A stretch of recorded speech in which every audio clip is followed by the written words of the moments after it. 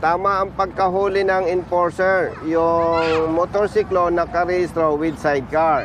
Inamit ni rider, walang sidecar. So, hinuli siya ng enforcer. Ang nakalagay sa ticket, illegal change body design. Tama ang huli. May multa na 5,000. Problema nito, RD, pinagmulta ng LTO Pamplona, Camarines Sur ng 10,000 kasi improperly registered vehicle daw yon.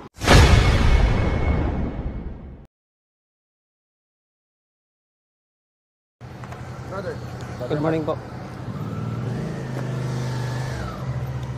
Bro, Sir, good morning po. good morning. Saan ang LTO dito? Ito na po mismo, sir. Yung nandun saan. Alin? Dito po. May dala kang ORCR mo, yung Xerox, Meron po. saka yung resibo ng binayaran mo. Yung resibo ko, sir, ano lang, soft copy lang po yung... Hindi bale. Ito po yung... Sir, pwede ba magpa-picture, sir? Idol po to si sir. Thank you po, sir. Nakahuli kami, sir. Anong violation? Di bale, mapera ka naman.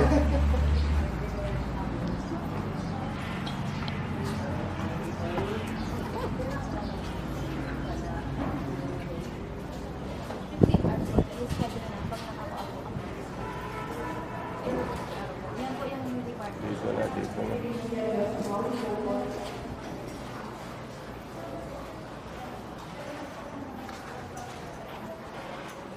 Good morning. Andyan ang chip nyo.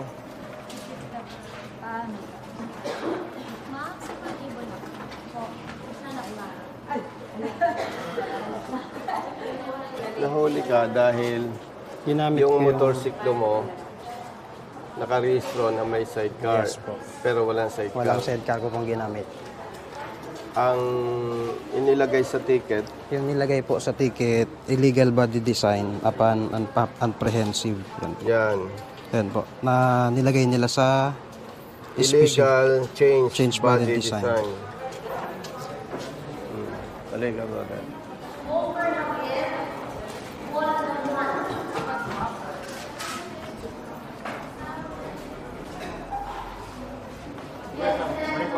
Good morning. Good morning. Chief, good morning. Kasi po yung team natin, yung team sa LTO. Okay na yun. Sa team sa LTO. Balik kita ulit ako. Chief, good morning. Good morning, sir. Good morning po, Congressman. Hinuli siya ng enforcer mo eh. Kilala mo yung perma na yan? Yes, sir. Ano po ba ang problema natin dito, sir? Ano ba ang legal change body design? Ano po ba yung nasa CR natin sa yung actual natin? Tama yung pagkahuli. Okay. Kasi yung motorsiklo niya nakarehistro With sidecar. with sidecar. Okay. Pero nung imaneho niya, walang sidecar. Walang sidecar na po. Hindi, tamang apprehension. Okay, tama po. Okay. Labas mo yung resibo na siningil sa'yo ng LTO. Yan po. Improper registration. Yung talaga to siya, ano eh, improper registration. Pag improper registration, Bakit? 10,000. By the way, Hepe, Ay, pwede bang patayin mo muna yan?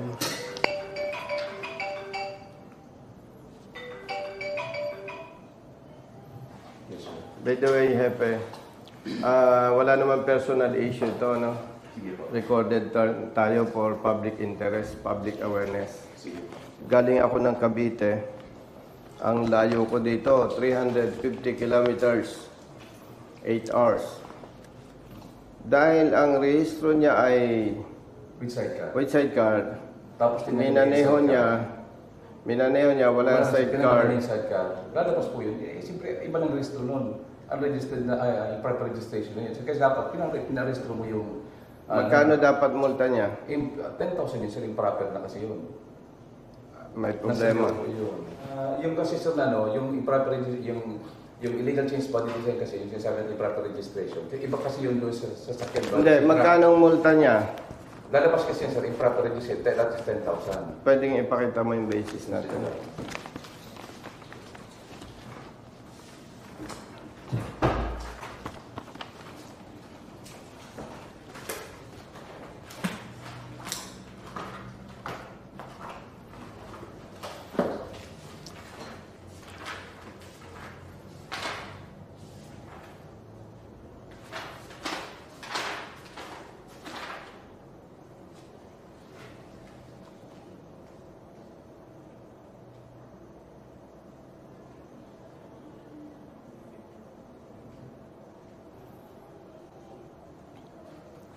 Conclusion, sir.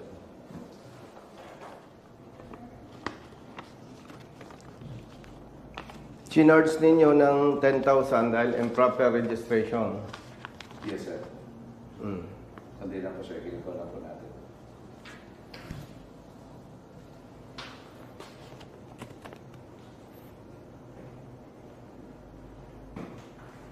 Kaya ang inilagay dito, unregistered motor vehicle. Hepe, ilang taong ka ng chief dito, district? Ano na po ako, sir? Since 2000, ano po? 2016 po. 16. Bali, 8 years, no? Saan ka dati? Dito na ako, sir. Pumunta ka na nga dito. Oo nga. Alam mo, Tagay. pumunta ako dito, hindi kita kasama. Yes, ma'am. Dahil yung hinuli niyang tao niya, hindi ko matanda kung loud pipe or modified muffler. Yes, ma'am. Loud pipe.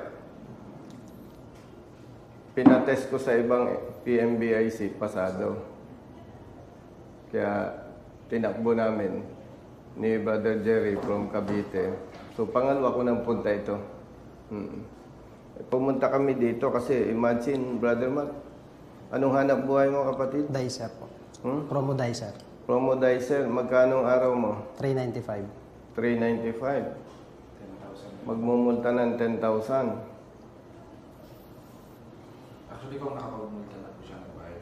Nagbayad ka na, ano? Nagbayad na po. Kasi in-advise po ako ni Sir Jervin na Hindi, tama yun kasi kasi yung lisensya ko rin po yung 3 days lang yung authorized yung Opo. ticket mo. Tapos So lumampas kung pa 3 kasi. days after noon, driving without license ka, lala ang problema mo. Opo. Mas malaki. Kung magko-contest ka naman, hindi natin pinayaw mag-contest kasi hindi naman natin siya inahamak. Baka hindi niya kaya na mag-contest. Ang nakalagay dito, Hepe, unregistered vehicle. Ito po, sir. This includes driving with an improperly registered motor vehicle. Paano nga naging improper? O kasi nga, sir, with sidecar siya. Tapos yung denied niya, sir, without sidecar na yun, tinanggal niya yung sidecar. So, improper na yun. Hindi. Pag sinabi mong improper, you are referring to registration, not motor vehicle. Ang pinag-uusapan natin, motor vehicle. Motor vehicle. Siya ay nakarehistro na may sidecar. Ginamit niya, walang sidecar. So may violation siya doon. Papasok yon doon sa illegal change body design, which is, ang multa noon, Brother Matt, 5,000 pesos. Hindi pinag-uusapan doon, Brother Hepe, doon sa sasakyan niya, hindi pinag-uusapan yung improper registration. Kasi kung sasabihin mong improper registration, still, ang tatamaan LTO kasi hindi naman siya nagre-rehistro. Papel yung binabanggit mo, Hepe. And very clear dito sa system, ang ibinigay, unregistered vehicle.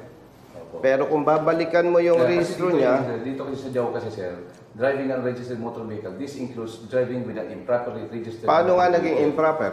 Naging improper siya, sir, kasi nga po, yun ang nangyayari dyan. With sidecar ang registration niya, pagkatapos ngayon, tinanggal niya yung sidecar, yung minamanin niya, without sidecar na siya. Tinanggal niya, kaya may violation siyang 5,000. Kasi yun din ang interpretation ng... Pero yung Opo. Rerespetuhin kita, pero magpapile kami ng complaint against you, not your enforcer. Kasi, base doon sa ticket, illegal change body design. Kung pinatawan ninyo siya ng multang 5,000, wala tayong pag-uusapan. So, lumalabas, Hepe, tama yung pagkatiket ng enforcer. Ang problema, yung implementation mo in terms of charging ng fines and penalties, may problema. Baka hindi naman natin sir, siguro i-refer sa regional office yan. Ay, di, kasi talagang Opo. talagang magpapile kami ng complaint kasi paulit-ulit na lang nabanggit mo nga, padalwa ko ng punta dito. Yung sa una po sir, yung sa ano? O ito, meron na walang signal dito Pwede ba sa labas tayo? Walang signal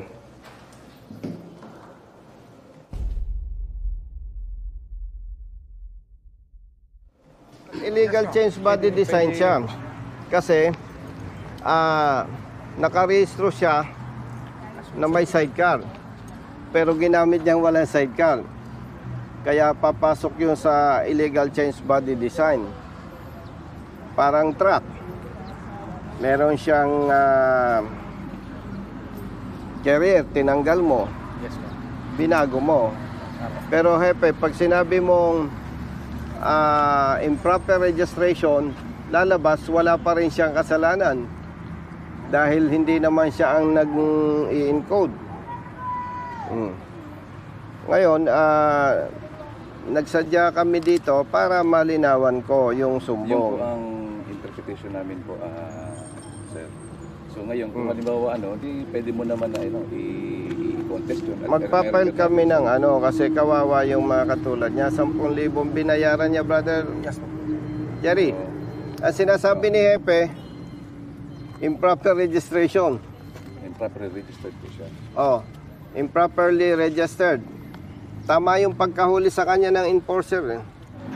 Hepe, ang motorsiklo nakarehistro na may sidecar sa rehistro.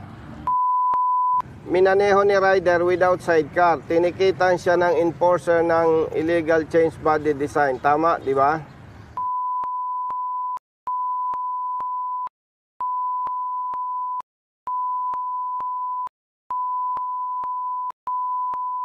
Ang multa, 5,000 pesos. Tama?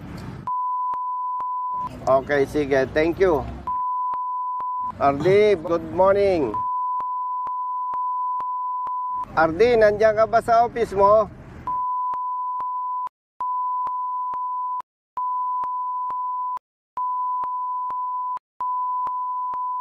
Ay, sige.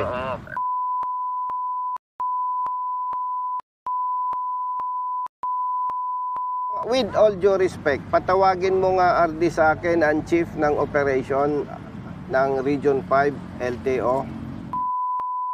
Hihintayin ko po. Kasi meron ditong rider, hinuli ng enforcer ng LTO Pamplona. Tama ang pagkahuli ng enforcer, yung motorsiklo nakarehistro with sidecar. Ginamit ni rider, walang sidecar.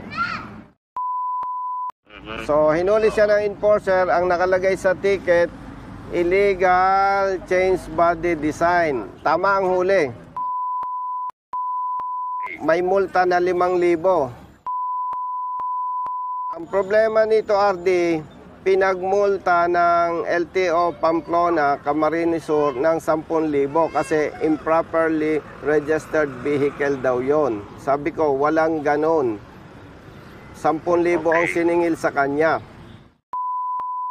Bayad na. Patawagin nyo nga po dito sa akin. Okay. Thank you, RD. Okay, thank sige, you. sige. Sorry po.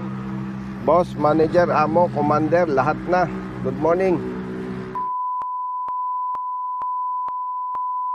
Tigil mo yung pagkain mo, amo.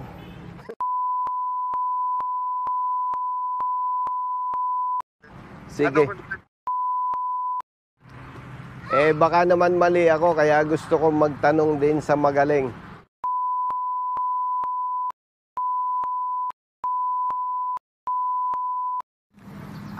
Kwento ko ng maikli sa'yo, kumakain ka eh. Okay. Chief, merong rider ang rehistro ng kanyang motorsiklo with sidecar. Minaneho niya, walang sidecar. Nahuli ng enforcer, illegal change body design. Tama, ano? Yes. Ang multa dapat niya 5,000, tama? Tama. Dito sa Pamplona LTO, pinagmulta siya ng 10,000 improperly registered vehicle according to their chief.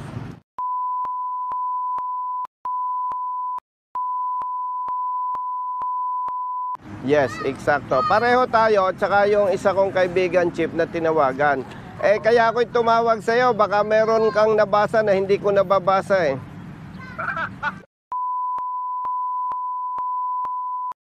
Yes. Oo, sige. Patuloy mo yung pagkain mo at magpakaligaya ka.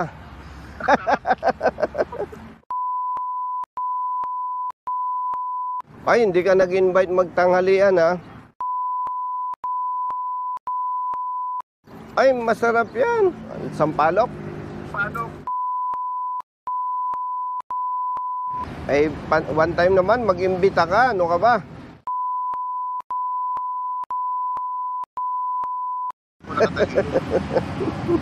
Sige, salamat, Hepe. Okay.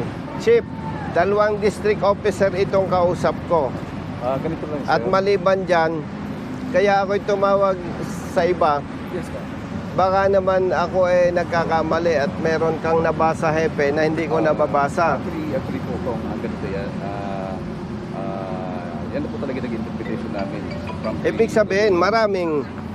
sabihin, maraming mapiperwisyo sa area mo. Brother Jerry, pag sinabing improperly registered vehicle, hindi kasalanan ng motorista yon. LTO ang tatamaan doon. At hindi nila gagawin yon. Pinagbibigyan natin ng mga tuwiran. Baka tama siya. Mahirap naman na ipipilit natin yung atin. Ako naman, hindi employee or hindi naman ako appointed official ng LTO. Mahirap naman na sabihin ko na ako talaga ang tama. Kaya 2 chief ng distrito ng LTO tinawagan ko. Baka mali ako. No? Baka bro Jerry, meron tayong hindi nababasa ni chief. Sabi ni chief, ganun talaga ang kanilang implementation dito. Ibig sabihin, hindi lang ito ang nabiktima. Good afternoon, RD. Tumawag na ako sa alam kong pinakamagaling na RD. Baka naman nagkakamali ako, kaya gusto ko mag-clarify sa talagang mas magaling sa akin. RD, ang rehistro ng motorsiklo ni rider with sidecar. Minaneho niya, walang sidecar. Nahuli siya ng enforcer ng LTO, ang inilagay illegal change body design. Tama ang pagkahuli, ano po? At ang multa po nito ay 5,000, tama ano po? Yes. Kasi meron district officer ng LTO, i-justify na kaya daw siningilan ng 10,000 improperly registered vehicle. Yes. RD, kapag ka ganun ang chinarge, hindi kasalanan ng motorista, kasalanan ng LTO personnel concerned. Tama po ba? RD, mahirap mag-pretend na alam ko lahat.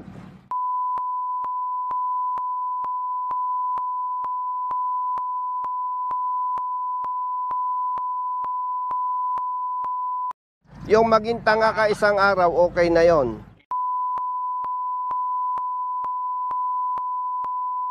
At pretending ka na alam mo lahat.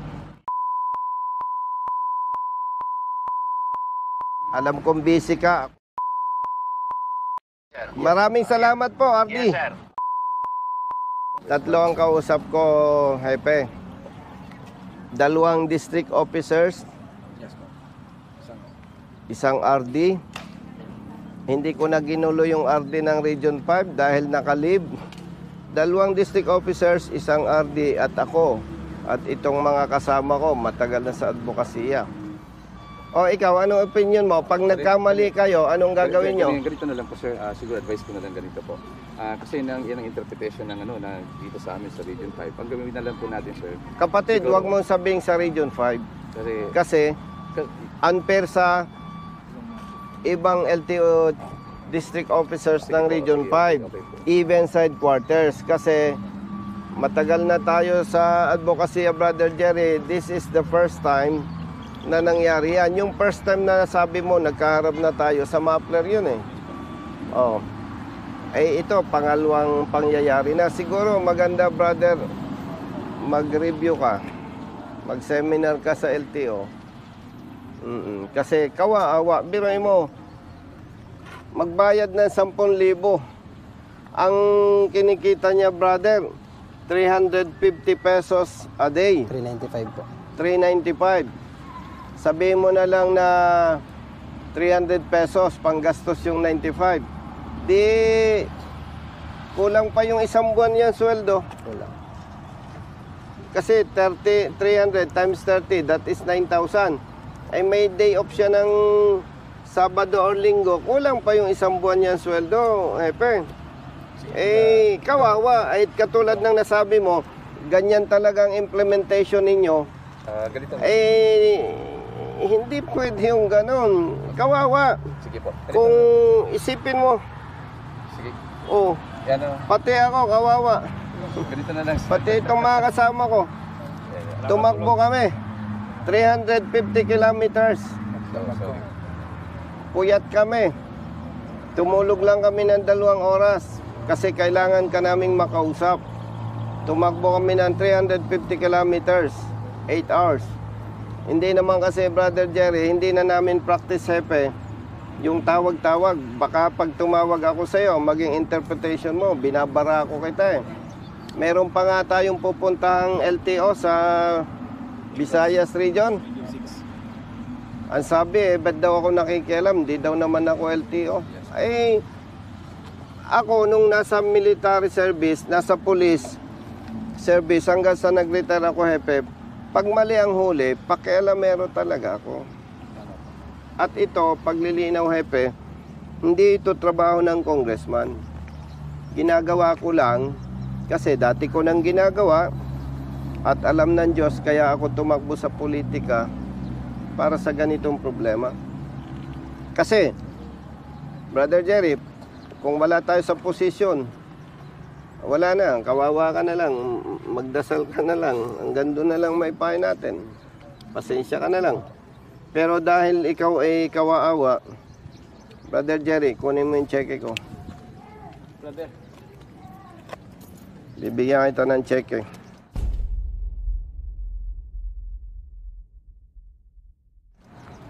At may hindi ko lang alam kung may pondo ito, Brother Jerry. Mark, Carlo.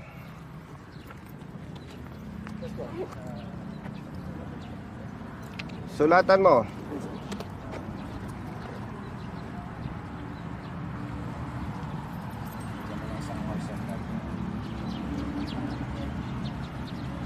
Tupeng, halika, talikod ka, dali.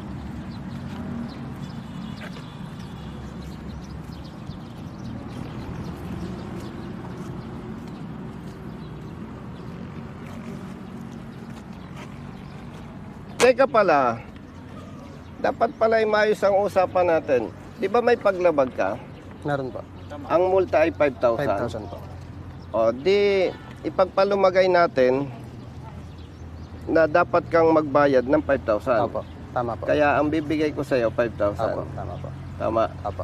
Kasi kung tama ang ginawa ng LTO, Hindi naman po ako tatawag sa inyo. 5,000 ang Opo. babayaran mo. Opo. At hindi ka tatawag Hindi sa po. akin. Hindi po. Mabuti ito, marunong Kung hindi ka marunong, di ang tawag sa'yo, sorry. Sorry. Sulatan mo, 5,000 pesos, cash.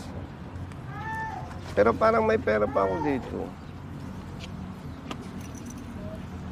Paano naman? Solution ako, boss. Bawa natin. 1, 2, 3, 4, 5. Huwag nang cheque. Exacto. Swerte ka.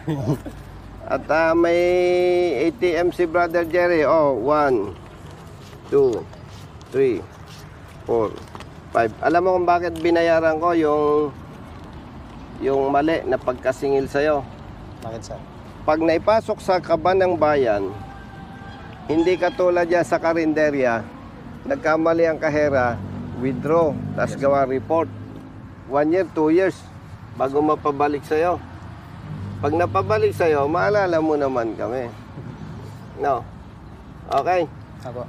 Yung motor mo na dapat may sidecar, wag mo nang gagamitin. Hindi po talaga yung ginagamit, sir. Kasi kakakuha ko lang nun, sir, hulugan din po yun. Second hand din po kasi yun. Kaya nung kinuha ko, sir, pinasukatan ko po ng sedyar. Nagkataon lang po na bumili ako ng pyesa nung ginagamit kong single talaga. Kaya lang nahuli ako. Kaya Tanggap mo na nagkamali Opo, ka. tanggap ko po. Kaya po nung pagbigay po sa akin ng ticket, pumunta po ako dito. Tapos sabi po sa akin is 5,000 nga yung ticket, yung babayaran.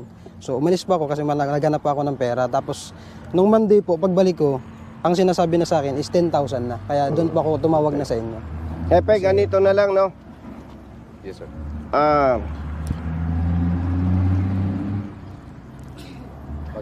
Bilang hepe, may tinatawag tayo na command responsibility. Kung ang problema nito, iba baligtad tama ang pagkahuli ng tao mo, mali ang implementation mo.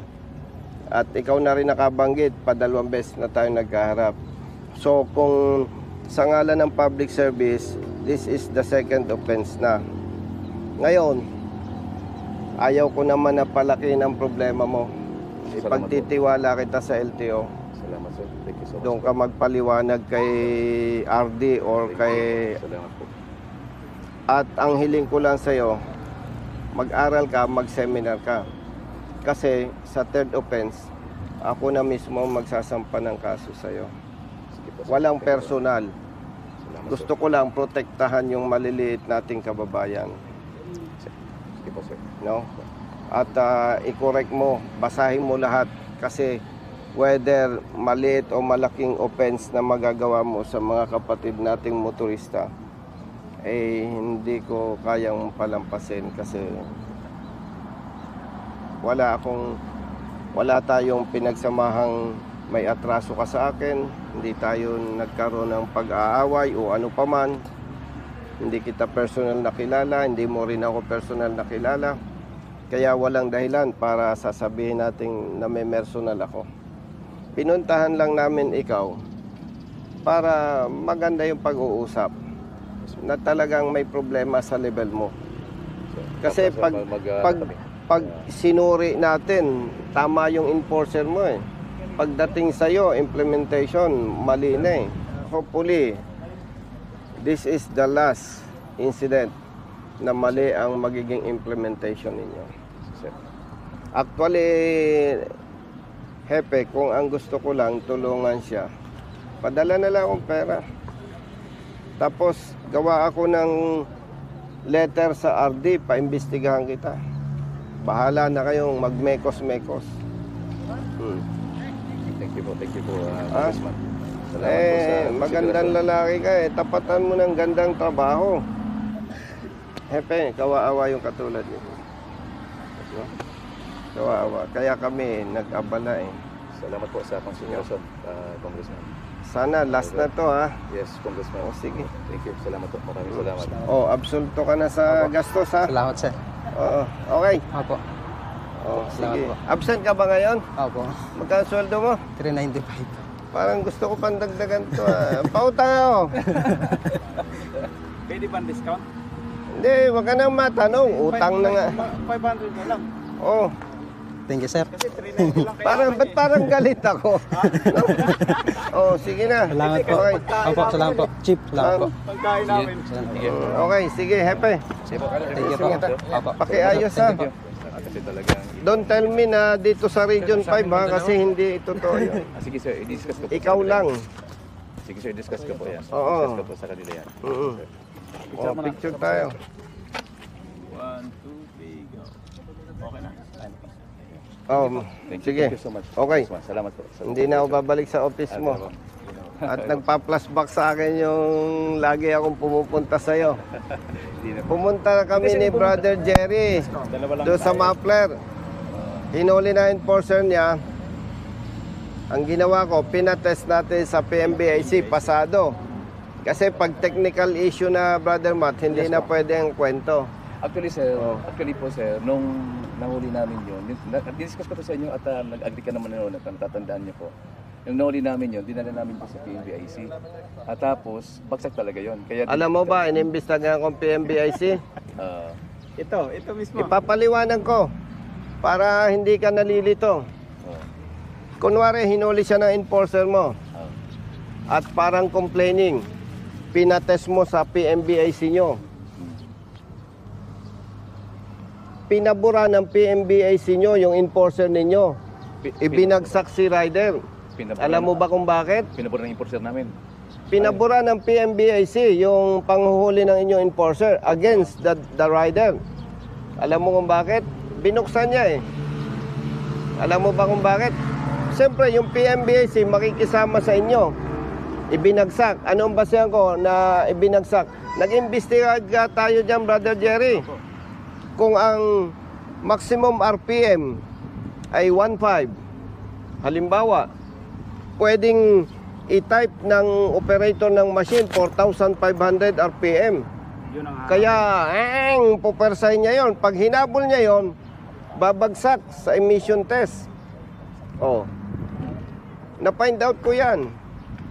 Kayang isabutahe. Kaya dapat mabantayang mabuti yan.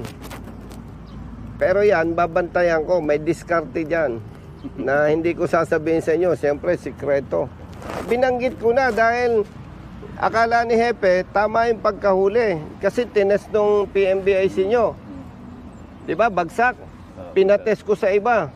Pasado. Oh, hindi ka nakatanggi. Dahil parehong accredited. Pero ngayon ko na binanggit sa'yo, pwedeng isabutahe ang motorista. Pero yan, hindi nila pwedeng gawin yan kasi babantayan natin. Okay? Thank you. Salamat. Sige, at may lakad pa kami. Thank you. Salamat. Okay. Okay ka na? Okay.